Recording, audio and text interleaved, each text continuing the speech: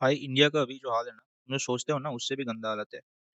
तो नीट का ही एग्जांपल ले रहा हूँ। टोटल जो एमबीबीएस सीट है वो 1 लाख के थोड़ा सा ऊपर है। उसमें भी मान लो जो गवर्नमेंट का सीट है, इसमें ही जो है मेजोरिटी ऑफ द पीपल जो अफोर्ड कर पाते हैं। प्राइवेट का जो सीट है ना, ये मेजोरिटी जो सीट अभी भी जो 75,000 और अभी ऑर्डर भी आया था कि बढ़ जाएगा सीट, उसमें मेजोरिटी ऑफ द सीट ये बढ़ेंगे।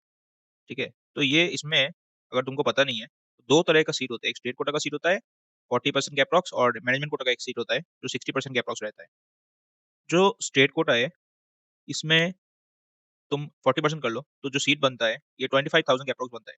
ठीक है, तो ये जो स्टेट कोटा है, ये स्टेट कोटा का जो फीस है वो भी लेकिन मिनिमम 25 लैक्स है। ठीक है, और उस 40 लैक्स तक जाता है ये फीस। टोटल जो गवर्नमेंट का सीट है और जो प्राइवेट का स्टेट कोटा का सीट है वो कितना हुआ फिर 80,000 के अप्रोक्स। तो इसमें से भी रिजर्वेशन का अब मैं जो बोल रहा था, रिजर्वेशन है 64.5%। वो कैसे है? 22% जो है ओबीसी को है।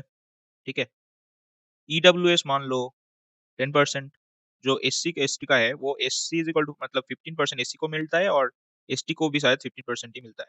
ठीक है, तो ओवरऑल इतना परसेंट का बनता है रिजर्वेशन। रिजर्वेशन इतना परसेंट है, और अनरिजर्व जो सीट है वो इतना बचता है 28,000 के अप्रॉक्स जो है अनरिजर्व सीट है। और तुम देख भी पाओगे, इसलिए नीट का कट ऑफ जो होता है इसी के अराउंड बनता है। किसी स्टेट में जो देखते हो कि किस स्टेट में ऊपर चला गया, ठीक है, उस स्टेट में ऊपर क्यों जाता है वो भी बता देता हूँ। वो ऊपर इसीलिए जाता है कि उस पर्टिकुलर स्टेट में बच्चे अच्छे परफॉर्म कर गए हैं, तो इसीलिए उस स्टेट का पर्टिकुलर जो ऑल इंडिया है उससे बढ़ जाता है, क्योंकि ठीक है, तो इसीलिए ऊपर नीचे होता है। किसी किसी स्टेट में हाई जाता है थोड़ा, और किसी किसी स्टेट में थोड़ा नीचे जाता है, क्योंकि जो स्टेट में लो परफॉर्म करेंगे बच्चे वो उस स्टेट में थोड़ा नीचे जाएगा, ये जाता है ये। लेकिन जो ऑल इंडिया कोटा का हम कंसिडर करें अगर, ठीक है, कितने के आसपास ही देखना कि जो सीट है वो मिलता है जनरल को, अनरिजर्व को। अभी इससे ऊपर भी जाता है देखना, इस पे भी नहीं मिलता। अभी ये ऊपर क्यों जानते हैं पता है तुमको?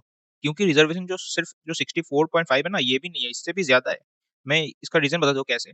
क्योंकि जो ये 64.5% है, ये मान लो कि एक बच्चा जो जिसका रैंक आया इस यही पे आया, ठीक है, 28 के रैंक आया, वो एससी कैटेगरी से था।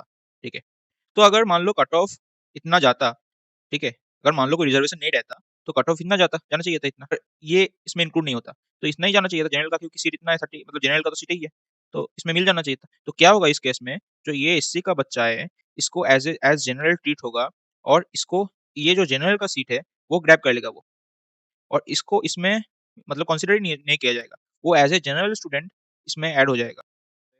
मतलब ये एक्चुअली क्या है फिर? इस ये है जो सभी कैटेगरी है, इसके सभी नहीं, जनरल को छोड़ के बाकी जो सभी कैटेगरी है, इसके जो लो परफॉर्मिंग बच्चे हैं वो इस सीट में रहते हैं। बाकी सभी जो बाकी कैटेगरी सभी कैटेगरी है, उसके हाई परफॉर्मिंग जो बच्चे रहते हैं उनको ये सीट मिलता है। ठीक है, एक्चुअली ये अनरिजर्व सीट बोलते हैं, इसीलिए इसको जनरल का सीट नहीं बोलते। ये अनरिजर्व्ड है, किसी के लिए रिजर्व नहीं है। ये टॉप परफॉर्मर का मिलता है ये सीट, वो किसी भी कैटेगरी से हो। जो लो परफॉर्मर है, लो परफॉर्म इन द सेंस कि अगर मान लो किसी का फॉर एग्जांपल 620 नंबर आया, तो 620 पे अगर वो जनरल कैंडिडेट होता तो इसको मिल जाता सीट। तो उसको अभी जनरल के मतलब जनरल ही ट्रीट होगा वो। ठीक है, अगर वो काउंसिल में जो कॉलेज चूज किया था उसने, वो अगर जनरल पे उसको मिल रहा होगा तो वो एज ए जनरल ही वो सीट अलॉट हो जाएगा उसको, ये खाली नहीं होगा। ये किसको मिलेगा?